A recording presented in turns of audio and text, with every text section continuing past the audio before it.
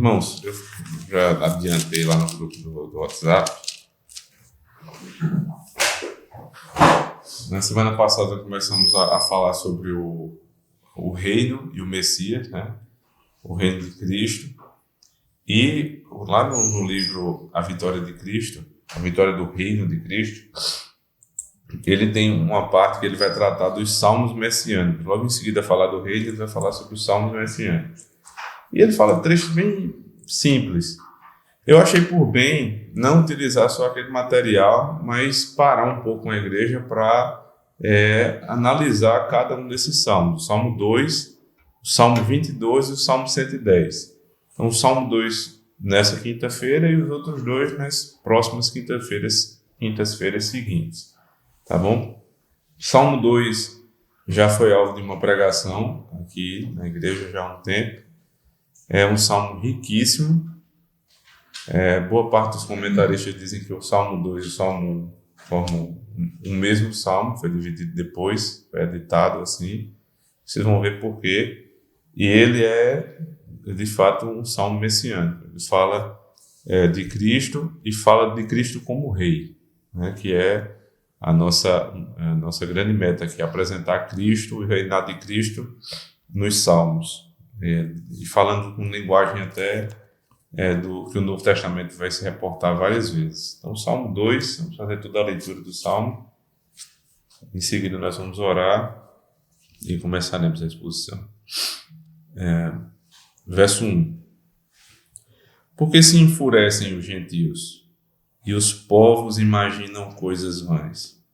Os reis da terra se levantam e os príncipes conspiram contra o Senhor e contra o seu ungido, dizendo: rompamos os seus laços e sacudamos de nós as suas algemas. Ri-se aquele que habita nos céus, o Senhor zomba deles. Na sua ira, a seu tempo, lhes há de falar, e no seu furor os confundirá.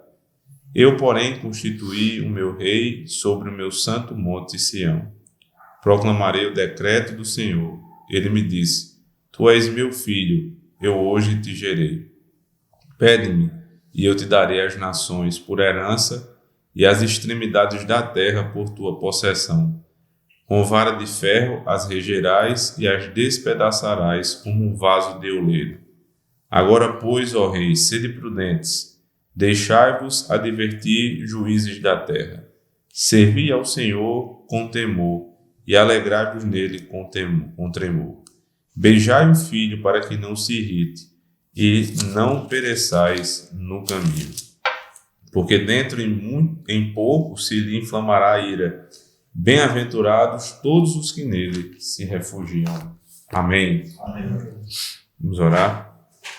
Ó Deus Santíssimo, aqui está a tua palavra, Senhor Deus, revelada por meio do grande profeta Davi, que chegou até nós, Senhor Deus, foi preservada pelo teu Espírito ao longo desse tempo, para que hoje, em 2021, mais de 3.000 anos depois, pudéssemos ser alimentados, Senhor Deus, orientados e reanimados por ela. Que o teu Espírito possa poderosamente agir em nosso favor e que, apesar de nós, Senhor Deus, o Senhor seja glorificado e por meio de nós o Senhor seja exaltado.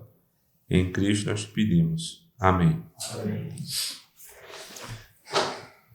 A conspiração, ela se dá geralmente de um modo velado, né?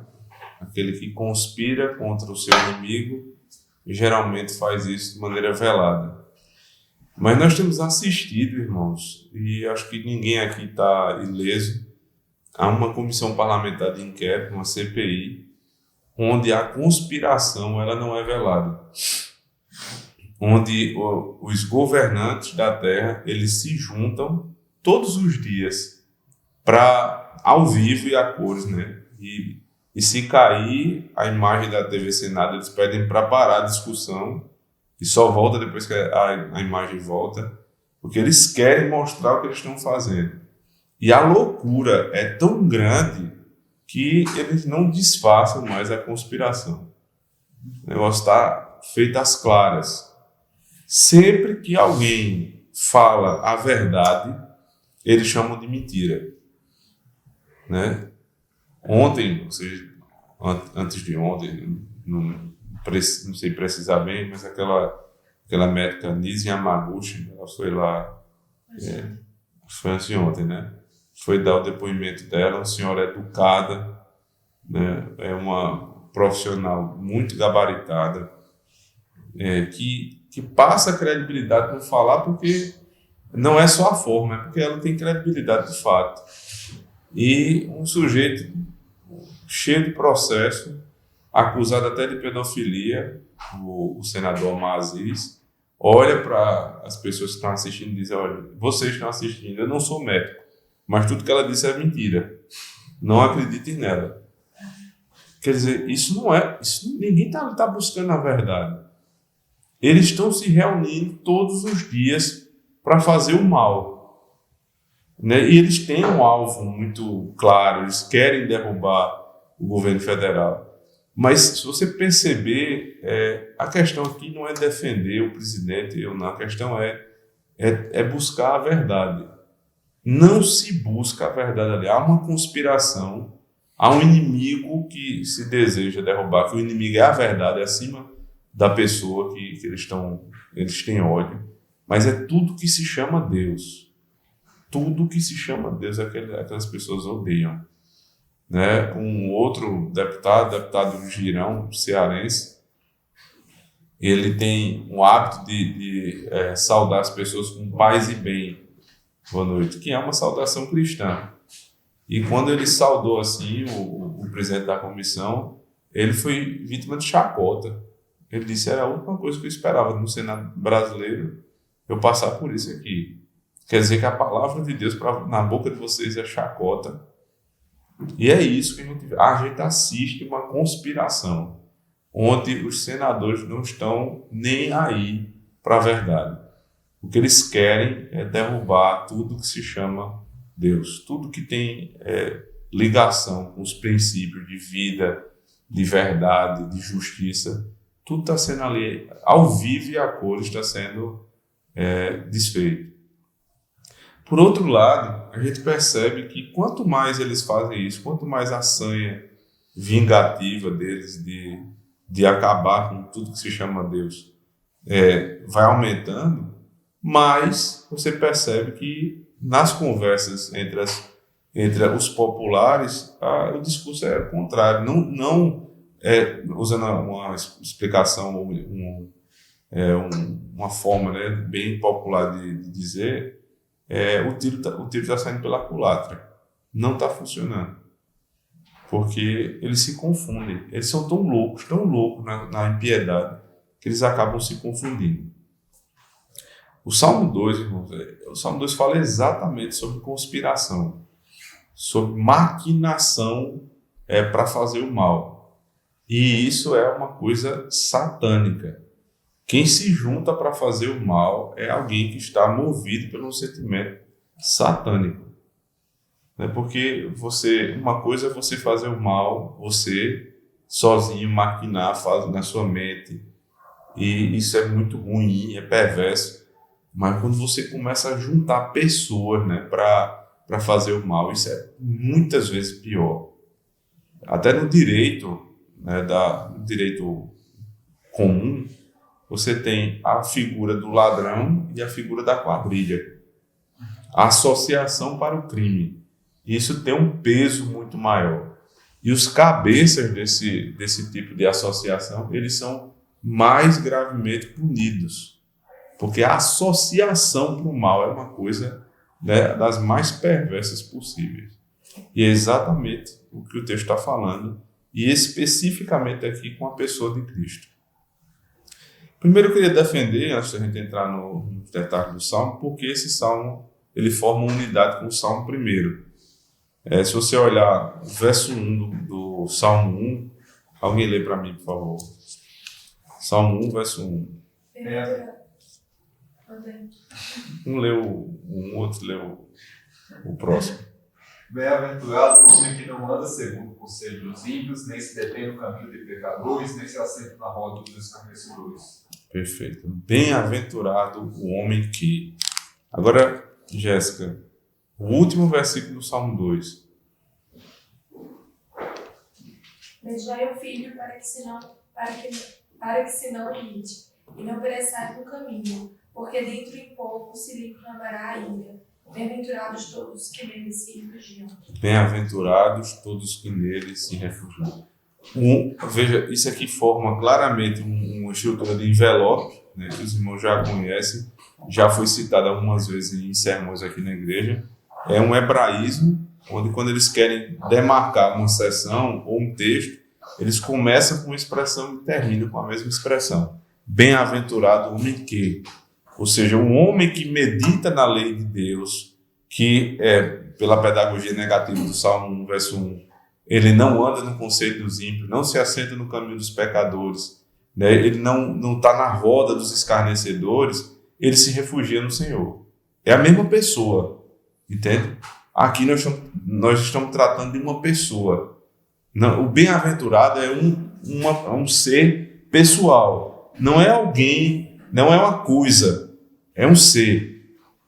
Bem-aventurado é uma pessoa que precisa ser identificada. Ela não anda no conselho dos ímpios, não se assenta na roda dos escarnecedores, antes ela se refugia no Senhor. Certo? Aqui é a primeira pista de que nós estamos tratando de um único salmo. Mas veja também que no verso 2, alguém que não leu ainda, do Salmo 1, tem uma expressãozinha que eu queria que vocês lessem para que a gente comparasse depois. Antes, o seu prazer está na lei do Senhor, e na sua lei medita de dia e de noite. Na sua lei meditam de dia e de noite. Agora, verso 2 do Salmo 2. Pode ler, André. Os reis da terra se levantam, e os príncipes conspiram contra o Senhor e contra o seu ungido, dizendo... Eles conspiram contra o Senhor e contra o seu ungido. O verbo conspirar é exatamente o mesmo verbo para meditar, mas eles são traduzidos de maneira diferente. Porque que esse bem-aventurado, Salmo 1, ele tem prazer na lei de Deus, né? Na sua lei ele medita. E a palavra é conspira. Mas porque aqui é meditar, é porque não é o pensamento para o mal. Ele não para a vida dele para pensar a respeito da lei de Deus, para fazer o que é mal. Ele para meditar na lei de Deus, ele pensa no que é bom a respeito da lei de Deus. Ele encara a lei de Deus de modo benéfico, é a santa lei de Deus. É a lei que vai dirigir minha vida, é o meu esteio, é a luz da minha vida. E assim, a leitura dos Salmos, ela precisa levar em consideração tudo isso, né? Os Salmos, ele não, talvez seja até um pensamento equivocado nosso, a gente vê cada Salmo como um salmo estanque. Um Salmo não tem nada a ver com o outro. E não é assim, né? A linguagem o que é a palavra de Deus, a lei de Deus. Salmo 19 diz que a lei de Deus é pura, ela é perfeita, ela restaura a alma. O Salmo 119 diz que é luz para o meu caminho. Então esse homem, quando ele pensa na lei de Deus, ele pensa nesses termos. Ele pensa como algo bom, ele conspira, né? Mas a tradução realmente é medita, porque ele pensa a respeito da lei como uma coisa boa. Só que no verso 2 do Salmo 2, os reis da terra eles se levantam e os príncipes conspiram contra.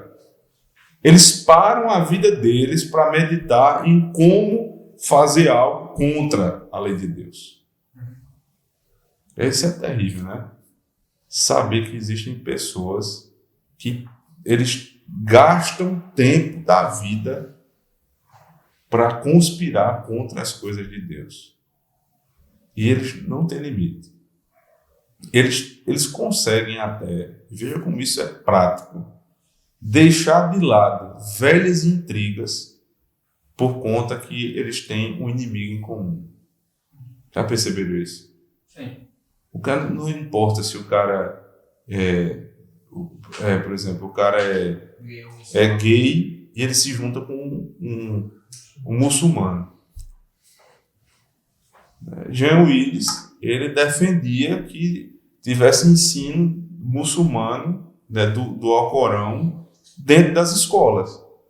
Mas que doidice é essa? Porque se ele for lá para o mundo muçulmano, ele vai ser morto, ele é gay. Ele não é só gay, ele é militante.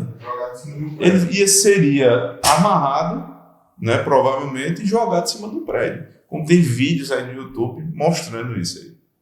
Mas o inimigo é maior, vocês entendem? Depois a gente resolve esse problema, depois eu te jogo do prédio. Mas primeiro vou me ajudar aqui para a gente destruir esse outro inimigo. Valeu isso, né, também. Compensa, é uma loucura tão grande. Eles param a vida deles, eles sentam, inimigos históricos se sentam para destruir o cristianismo. Há muito tempo já, pelo menos uns 8 ou 10 anos, tinha um pastor, entre aspas, né, lá no Congresso Nacional, dizendo que o grande câncer, né, o problema da sociedade é a cultura judaico-cristã. Essa cultura de casamento que está eivada de princípios judaico-cristãos que precisam ser arrancados da sociedade. Enquanto nós não arrancarmos da sociedade esses princípios, nós não vamos avançar com a agenda progressista. Nada mais óbvio do que isso, né? Então, irmãos, quando você pega uma declaração dessa e você vê o que 8, 10 anos depois eles estão fazendo, especialmente nesse período dessa pandemia, né, como tem sido utilizado esse nome, isso é uma coisa absurda. O que se tem feito veja, tem um problema lá com um negro. Mataram um negro nos Estados Unidos, aquele George Floyd. O cara era ficha corrida extensa, morreu drogado. Assim, nada justifica a forma como ele foi tratado. Mas o fato é esse. Transformar o sujeito num herói, né, num santo americano, digno de ser comparado com os grandes soldados que foram para as guerras dos Estados Unidos defender a nação. Não é isso. E dali surgiu um movimento chamado Black Lives Matter, né, que vidas negras importam. Aí quem é contra vidas negras importam? Toda vida, né? Isso é um princípio cristão. Toda vida importa. Né? Na verdade toda vida importa, não é só a vida negra, não. Mas o que é que sai daquilo ali? Ele sai quebrando tudo. Ele sai... É só a desculpa para colocar a agenda progressista para andar. É só isso. E no meio da pandemia, né? Aí, antifas. Surge do nada os antifascistas. O que fazem os antifascistas? Ninguém mais fascista do que eles. Quem não pensar como eu penso, está fora. O Estado precisa ser grande, o Estado precisa ser forte, e se não for, eu vou quebrar tudo. Tocar fogo, literalmente. Aí vem um vírus como esse, que tira o presidente, né, mais forte do mundo, que era conservador, que freava, né, não que ele conseguisse resolver todos os problemas, mas que freava o mal. Ele estava eleito e do dia para a noite ele perde a eleição. Vocês acham que isso surgiu assim? Foi acontecendo? Não, foi. Uma coisa puxou a outra. Isso é a vida que a gente leva. Inclusive, isso é um modo muito equivocado de viver. A gente vai levando com a barriga. Eu acho interessante aqui, assim, aparentemente não foi tão difícil tirar, né? Porque assim, daí a gente tem importância de como crente, ele tem que ter uma vida, tentar, né? Buscar uma vida mais coerente com a palavra do Senhor. Porque justamente ele cai pelas fraquezas que ele teve, né? Assim, que eles se utilizam, eles fazem um rastreamento da vida pregressa da pessoa, né? E observam a questão de como ele era com a família, se ele tinha adulterado ou não, alguma coisa. E eles usam exatamente esses valores, né? Assim, de você ter uma família, de você respeitar essa família e tudo, para poder fazer com que haja uma discussão para derrubá-lo. Mas ele não foi derrubado dessa forma. Não foi dessa forma, mas assim, se utiliza, entendeu? Muitas vezes dessa Porque ele já era tudo isso aí, todo mundo sabe que Trump não é nenhum homem piedoso, né? Mas assim, Eu não queria, mas eu não quero ele para ser pastor da minha igreja, não. É só para ser presidente. E assim, eu sei também que também não é o ideal. Para ser presidente, tem que ser um homem piedoso, cristão, né, que submetesse a lei dele. Mas peraí, não, com certeza. Entendeu? qual que é que tem, né? É a mesma coisa aqui no Brasil. Cara, mas Bolsonaro não é o ideal. Sim, meu filho, quem é o ideal? O ideal é esse aqui que nós estamos. Esse rei é ideal. Todos os outros não são. Mas é ele e quem? Né? É ele contra quem? O que Deus nos deu, né? Irmãos, o que eu estou tentando mostrar a vocês é o seguinte: os ímpios, eles não fazem nada de maneira descuidada, não. Eles não fazem as coisas por acaso. Aconteceu que teve um vírus, aí com o vírus a gente aproveitou. Não, isso tudo é conspirado, é pensado. Aí você vai dizer um negócio desse, pastor, teoria da conspiração. Não, isso é documentado. Tudo documentado. Essa semana, você tem aquele Anthony Fauci, né, que seria o Atlas e a Marine lá dos Estados Unidos, só que ele tem muito mais força, né? Quem fala a respeito de Covid... Nacional de Saúde. Exato, o Instituto Nacional de Saúde de lá é ele que fala, né? Que até pouco tempo, se você falasse isso, você perdia sua conta no Twitter e no YouTube, onde quer que fosse. Ele vai dizer, nós precisamos investigar melhor o início dessa pandemia, porque parece que esse vírus aí, ele não surgiu espontaneamente. Né? Mas meu Deus, que surpresa. Mas não é surpresa para nós. Mas a maioria dos nossos amigos, se a gente for falar um negócio desse hoje ainda, mesmo o cara dizendo, vai dizer que esse bicho está ficando meio doido. Esse pastor ele não tá muito radical. Mas o sujeito falou, abriu a investigação, aí tem lá foto de satélite de setembro e outubro de 2019. O movimento nos hospitais de Wuhan dispararam. Os caras pegam a foto da média do estacionamento do hotel, do hospital, e depois pega setembro e outubro, o hospital lotado. E aí, as internações do pessoal que trabalhava no laboratório de Wuhan, trabalhando com coronavírus, onde surgiu o coronavírus, no ano anterior, aí tá lá os caras sendo internados por estar doente com todos os sintomas do coronavírus, mas é teoria da conspiração. O fato de revelar isso nesse momento também pode ser já parte de outra estratégia. A gente não sabe o que não sabe. Pode ser teatro das tesouras, eles estão dizendo que estão um contra o outro, na verdade eles estão juntos. Esse plano de globalismo, que é diferente de globalização é uma coisa boa, né? Teoricamente boa, porque você diminui distâncias, você tem o movimento de mercadoria, de transações por todo mundo, isso é ótimo. A gente compra coisa na China, né? Não deveria, mas compra. E chega em casa 3 meses e você tem a mercadoria que você quiser, né? Você tem um bem importado que não tem peça na sua cidade, você mora na cidade de 3 mil habitantes e chega lá a peça. Isso é muito bom, mas o globalismo, que é essa ideia de um poder central, de instituições, organizações, sempre, né? Organização Mundial da Saúde, OMS, né? Organização das Nações Unidas, ONU. Aí você tem essas autoridades que não foram eleitas por ninguém, né? Elas começam a dar orientações e veja só, a palavra que eles usam são orientações, mas quando chega aqui é o quê? É a ordem. Não, porque a OMS mandou, mas peraí, a OMS não manda em nada. Ela orienta. Ou desorienta, né? Para quem... geralmente desorienta. Usa máscara, não usa máscara. Sai de casa, fica em casa, lockdown é bom, lockdown vai matar mais do que a doença. São doidos, né? O negócio é meio esquizofrênico mesmo. Então você tem esse tipo de atitude e tem também a Unesco. Unesco, que é a ONU, o braço da ONU para a educação. Ano passado, quem estava aqui e acompanhou os estudos sobre educação cristã, deve se lembrar que a gente leu o livro Maquiavel Pedagogo. Nós lemos aqui juntos.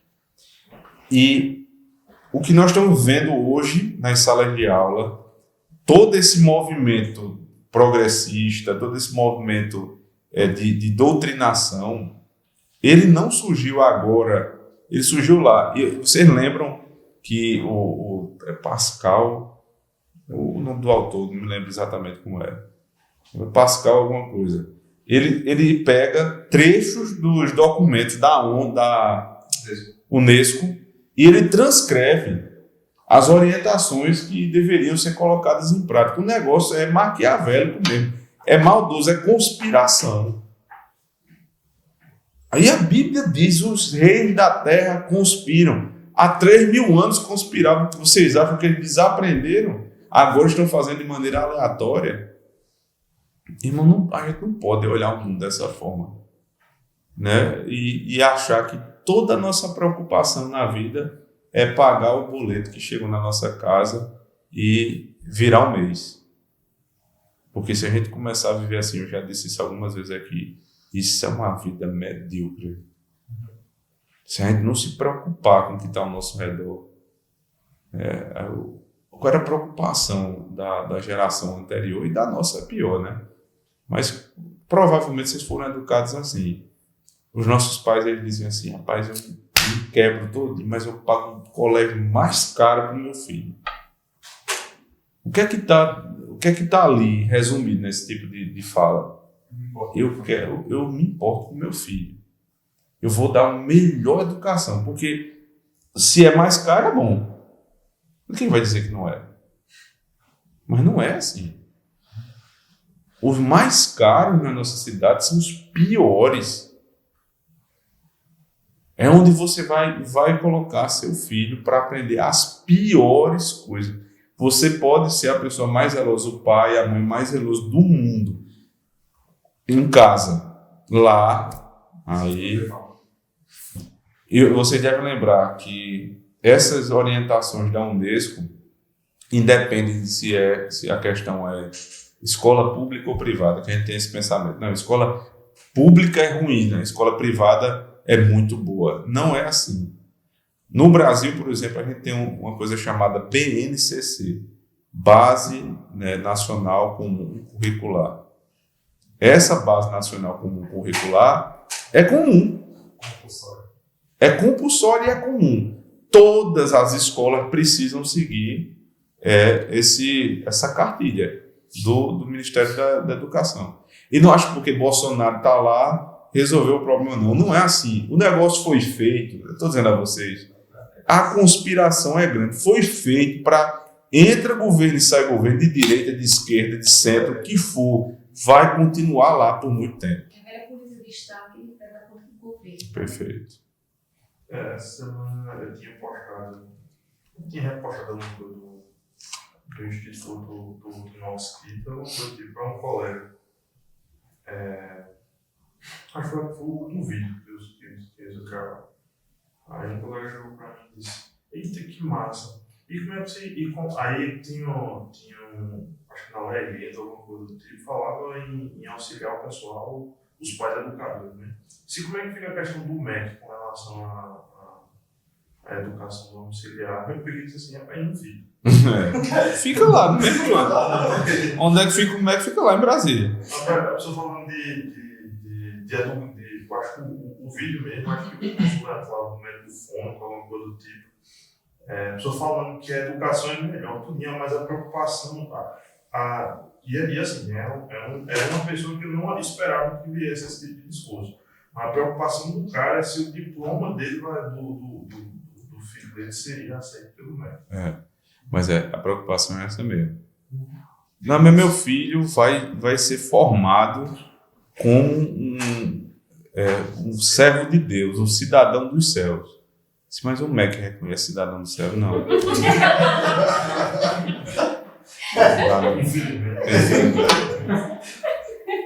Você vai ver a literatura, né, do Ministério da Educação e como é falado a respeito do que se forma numa sala de aula. O que se forma são cidadãos, não é isso? É a formação do cidadão. O que é cidadão romano, né? O cidadão que vai servir ao Estado.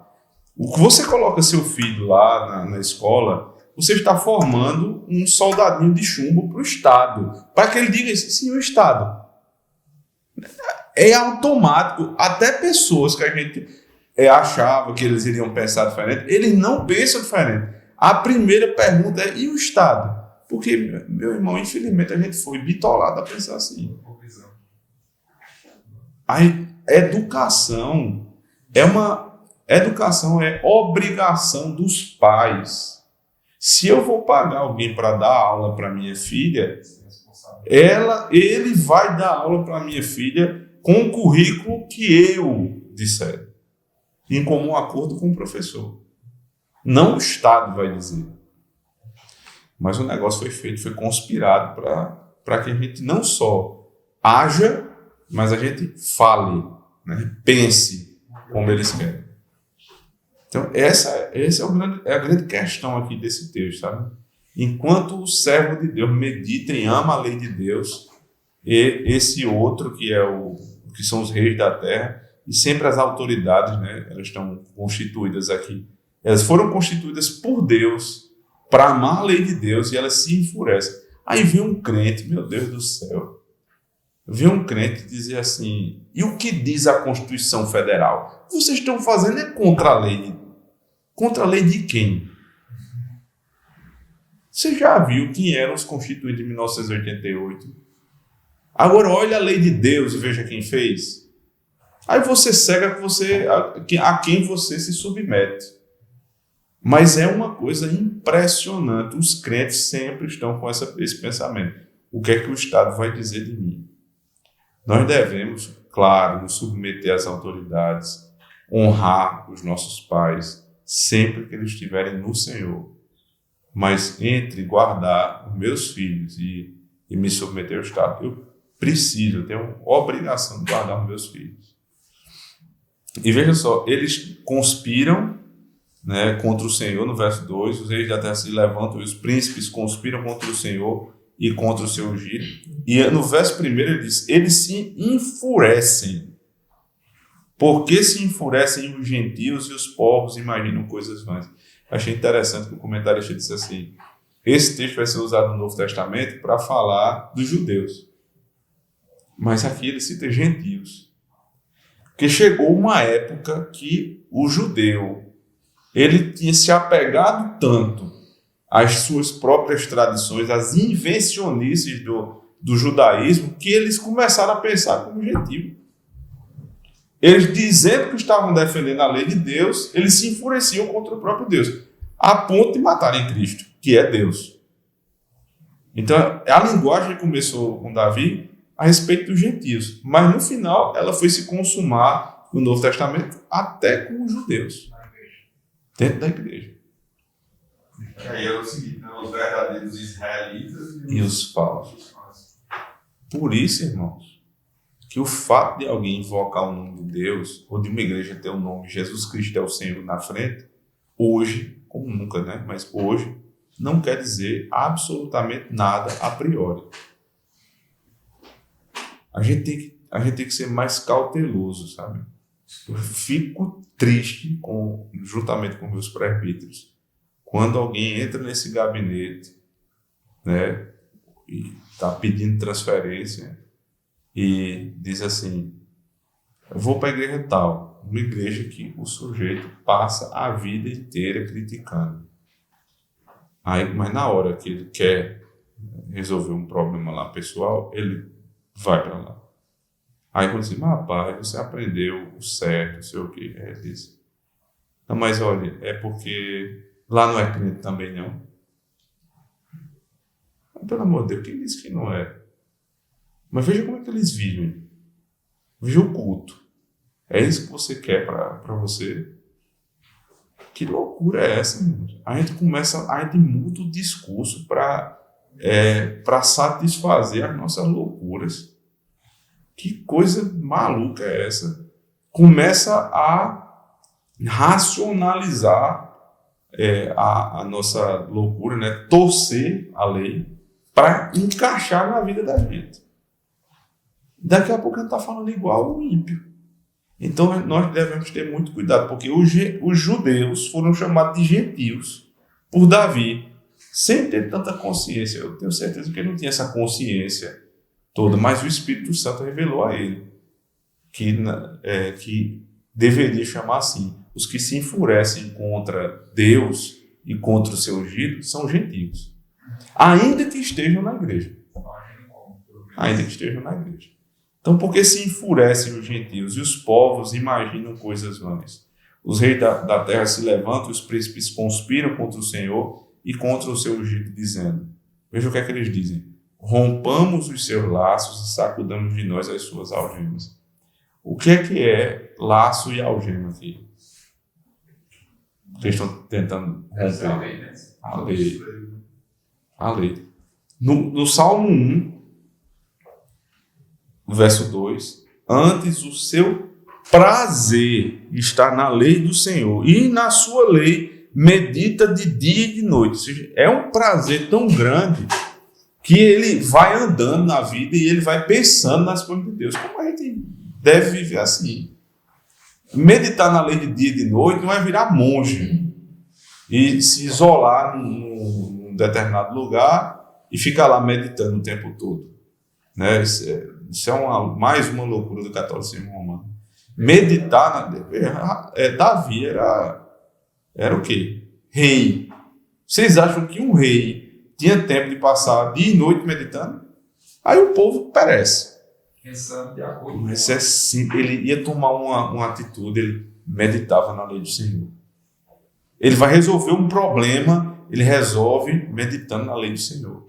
Com os princípios, é assim que a gente deve viver. Isso é meditar na lei de Deus também. Lógico, existe sua devocional, né, particular, familiar, pública, mas isso são partes pontuais da vida. Horas que você retira para tais fins.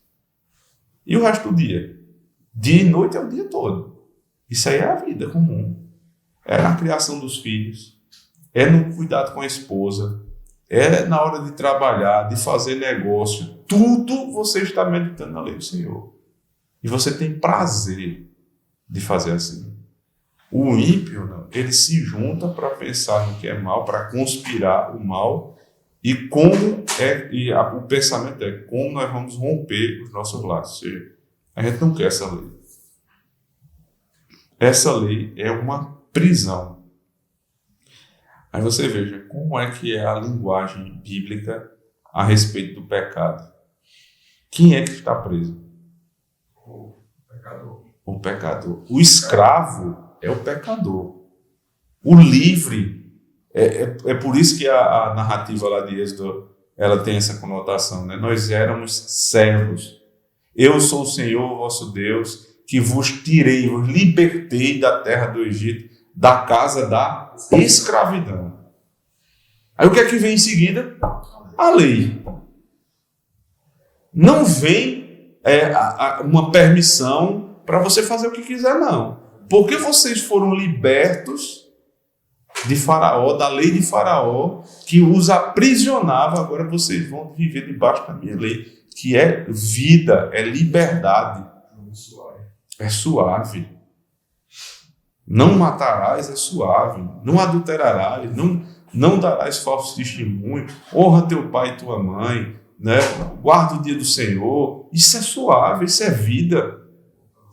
A gente vê isso veja, eu me lembro, eu li um artigo muito tempo, se eu não me engano, saiu no New York Times. Um sujeito era repórter americano e ele decidiu, por um espaço de tempo, viver do modo mais coerente com a lei de Deus. Para a vida dele, ele não cria nada. Ele só tentou viver com os princípios ali. Não matarás, não adulterarás, guardar o dia do Senhor. E o relato dele é que a vida dele foi excelente. Em termos práticos, entendeu? trabalhou mais, produziu mais, viveu melhor com a esposa, né? Conseguiu se relacionar melhor com os amigos, só usando o princípio dentro da impiedade. Agora, isso não se compara com você viver isso em verdade, em espírito e em verdade. É uma maravilha, irmãos, o que a gente vive, e é porque nós vivemos imperfeitamente. Imperfeitamente já é uma maravilha. E a gente percebe como isso é leve. A gente vem para a igreja, eu me lembro, quando eu não era crente, que alguém queria me levar para a igreja, meu amigo. Eu não sei se vocês já nasceram santos, purificados dentro da igreja, mas eu não fui assim, não. Eu tinha a raiva de ir para a igreja, eu ia arrastado. Era o jeito. Não era pequenininho, não, eu gostava. Depois eu não queria conversa. Porque é pesado mesmo. Você vai para lá, 1h30, 1h40, 2 horas, só levando sermão, e aquele louvor que não tem fim. A vontade de dar porque é antinatural. Essa história de ímpio gostar do culto é estranho, né? Olha, se o ímpio gostou tanto assim, ou o Espírito Santo está agindo já nele ali para conversão, ou tem alguma coisa errada no culto. Porque é a vontade que eles têm de sacudir os laços, né? E hoje ainda tem, só para não ficar falando dos outros, né? Nós temos isso também. A gente tenta, vez por outra, tenta sacudir. Rapaz, a gente dá uma liberada, né? É feito dieta. Parece que a gente vai na dieta bem direitinho. Tem um dia que é o dia do lixo. A gente se acha no direito de porque eu fiz 10 dias bem direitinho, então hoje eu tenho condição de comer o que eu quiser. Né? Eu fiz isso hoje, inclusive. Por isso que eu estou me lembrando. Estou pagando, inclusive, o preço, né? Fui pro McDonald's, me deu dor no estômago. Agora, esse dia do lixo no pecado é uma desgraça. Não dá dor no estômago, não. Acaba com a nossa vida. Acaba com a nossa alma. E às vezes não tem mais volta. Não é que não tenha perdão, é que você fez uma besteira tão grande que não tem mais volta. Pois deixa. É tipo a Cracolândia. Ali o cara tem a liberdade do pecado. Né? Você tem toda a liberdade de consumir. Agora sai daqui lá, sai do lá. Tem liberdade de entrar. Você pode entrar tranquilamente. Agora sair, não sai, né? Liberdade é não consumir. Aí veja só para a gente caminhar para o fim, né? Qual é a reação de Deus quando eles estão lá conspirando, dizendo que vão acabar com o mundo, vão ter um governo global. Verso 4. Ri-se aquele que habita nos céus, o Senhor zomba deles. Os reis são reis de onde? Do verso 2. Reis da terra. E o Senhor que habita no céu. Ele está muito acima. Eles estão aqui, conspirando. Ele está lá no trono dele, lá em cima, rindo. É até muito ousado, né? Você achar que ser embaixo, né? E conspirar quando está muito elevado. Babel, torre de Babel. Eles fizeram uma torre que eles diziam que iam alcançar o céu com a torre. Aí quando a narrativa lá, Moisés vai citar, ele diz, desceu o Senhor para ver o que eles estavam fazendo. Eles estavam dizendo que estavam entrando no céu. Aí na descrição Deus desce para ver. Que não dava para ver lá de cima, não. Era tão pequeno que não dava para ver lá de cima. É irônico. Deus tem senso de humor, né? Ele ri. Tira onda mesmo, né? Essa é uma palhaçada, né? Você pensa, você tem um filho, tamanho de Evinha, assim, de Bia. Ficou com raiva, eu vou bater. Engraçado. Um dia desse eu disse a ela, eu tava meio braba lá, só que o teu tamanho é o meu. Isso é uma discussão. Olha de onde eu te olho. Olha a minha mão, olha a tua. Não dá para entender, não. Isso é piada. Não dá para discutir com uma pessoa daquele tamanho. Agora, veja a diferença entre os reis da terra e o Senhor dos céus. Que loucura, né? Ele ri e zomba deles. Isso é bom porque, para nós, eles são maiores, né? A gente está vendo os reis da terra como superiores, o Senado, o STF. Eles podem muita coisa, aparentemente. Só que, se nós, como servos de Deus, olharmos da perspectiva de Deus, nós vamos julgar o mundo, lembra disso. Inclusive eles. Então, vai ter volta, né? Vai ter volta. A gente lhe espera lá fora. Verso 5.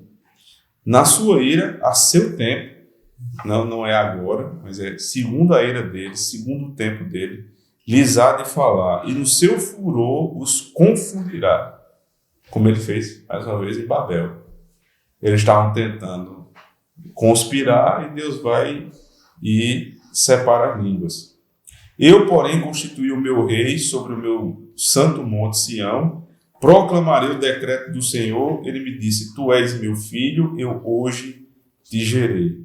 Enquanto os reis da terra estão conspirando, aí ele diz, agora eu constituí o meu rei sobre o meu santo monte de Sião. Veja, a discussão estava nos céus, mas o rei que ele constituiu foi na terra, Monte Sião. Porque ele está falando aqui claramente de Cristo. Desceu. Ele desceu. O que habitava no céu desceu para habitar na terra. E este é rei. Então esse rei ele foi constituído. Aí qual é a palavra que é dita? Tu és meu filho, eu hoje te gerei.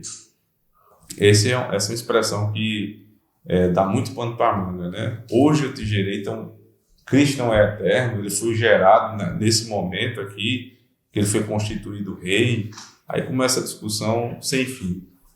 Não tem discussão. Aquilo que diz os nossos credos, né, que falam que ele é eternamente gerado, não foi criado do nada, não. Abra aí, por favor, Miqueias, capítulo 5, verso 2. Eu acho que é esse texto. Miqueias 5, 2. Quem lê, quem encontrar pode ler. E tu, Belém Efrata, Isso.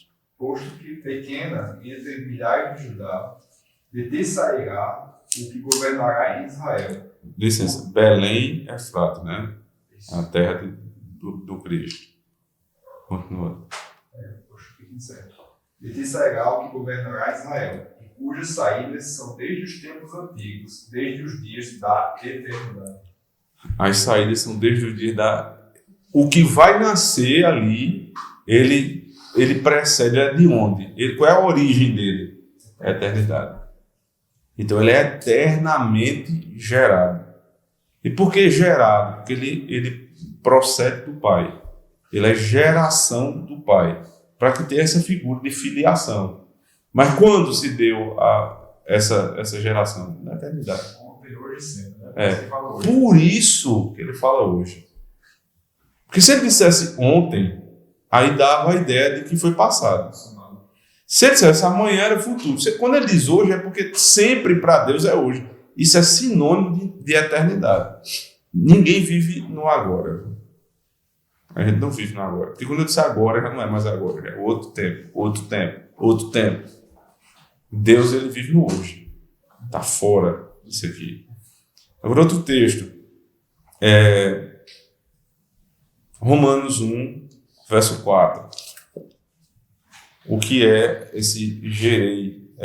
Hoje te gerei. E foi designado Filho de Deus com poder, segundo o Espírito de Santidade, para a ressurreição dos mortos, a saber, Jesus Cristo, nosso Senhor. Só o comecinho.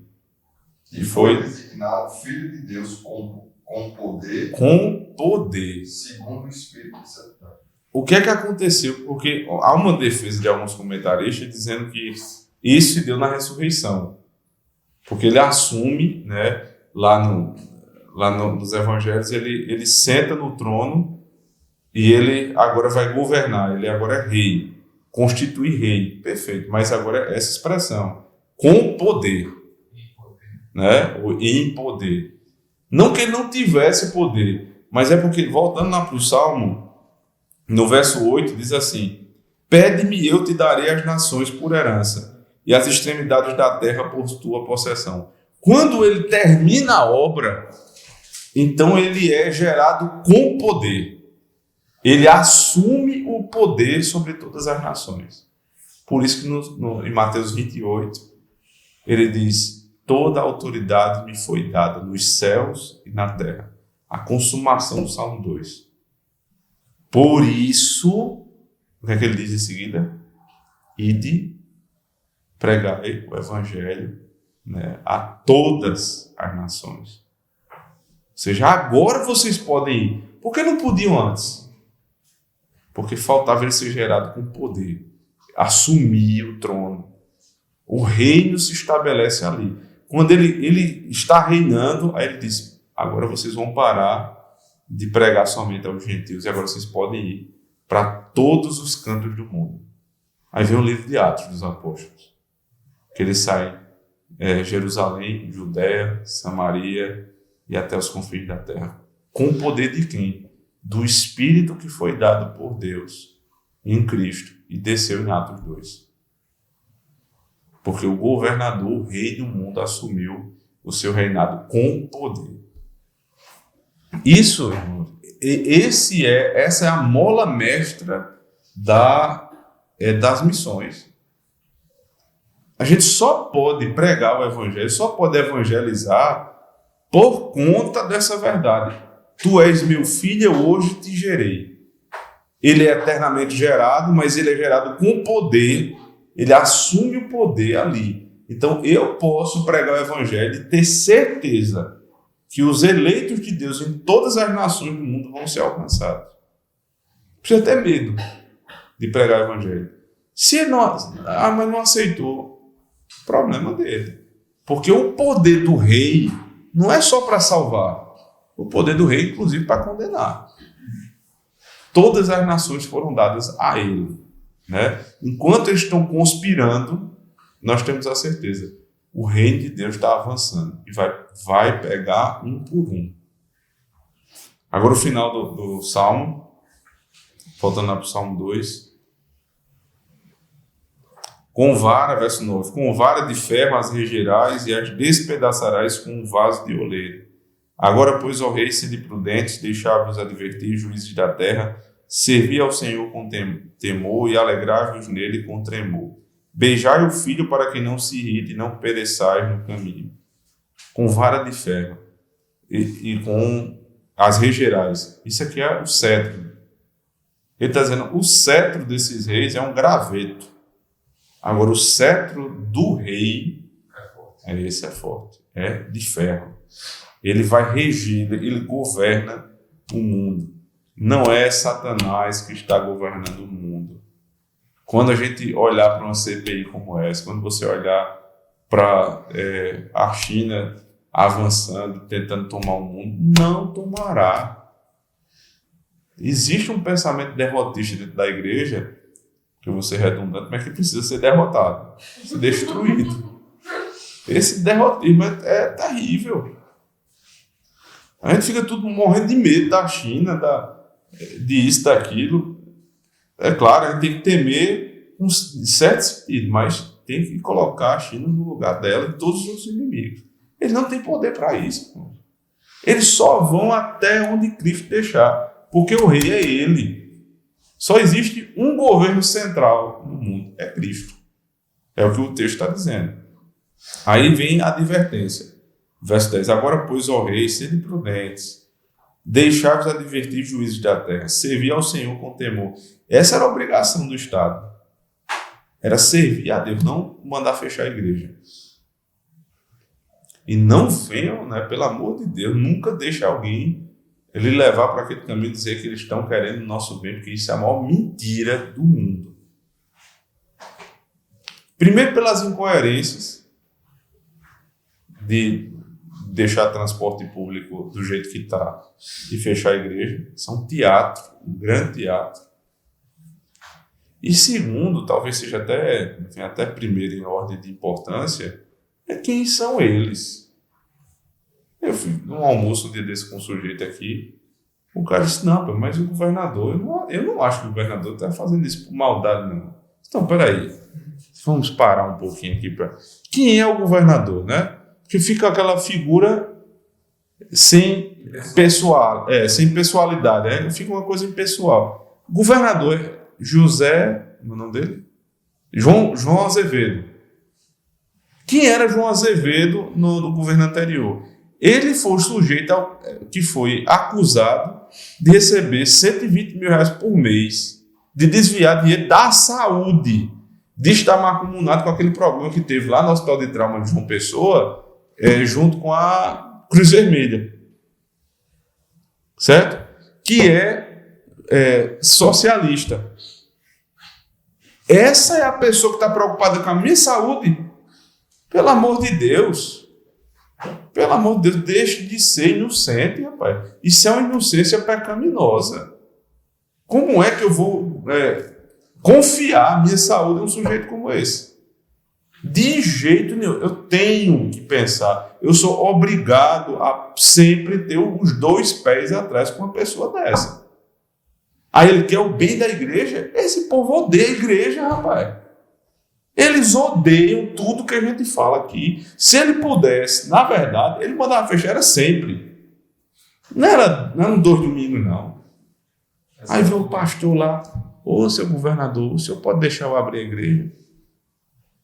Não, mas ele está querendo o nosso bem. Ele não quer bem de ninguém. Esse povo diz, olha, o governo federal mandou 1 bilhão e 400 milhões para Paraíba. Aquele deputado Tovar estava citando isso semana passada.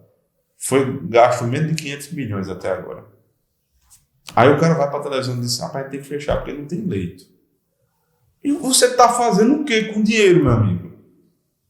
Esse dinheiro está onde? Você está fazendo o que com o dinheiro? Né?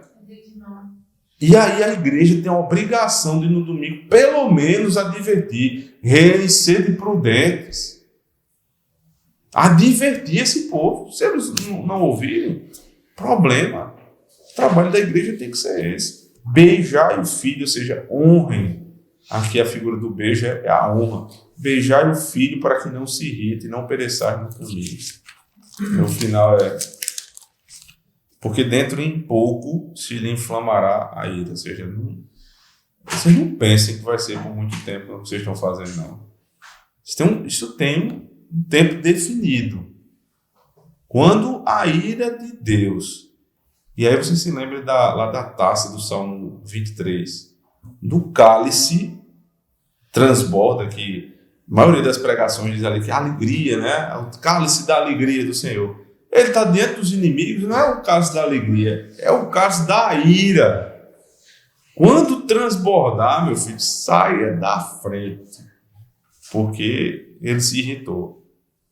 E aí ele irritado, bem-aventurados todos os que nele se refugiam. Veja, ele acabou de falar de Cristo irritado. Onde é que eu me refugio de um Deus irado? Nele. Só para terminar, lá em Apocalipse, no capítulo 6, diz que os homens, no dia do juízo, eles vão correr para as cavernas, para os buracos, eles vão pedir que os montes caiam sobre eles tentando fugir da ira de Deus. Porque essa é a tendência de alguém com o coração corrompido. É fugir de Deus. O que foi que Adão fez quando pecou? Fugiu. Tentou se esconder atrás de um arbusto. Eles vão no final fazer a mesma coisa. Não adianta. Só tem um lugar para se esconder da ira de Deus. Nele. Só nele.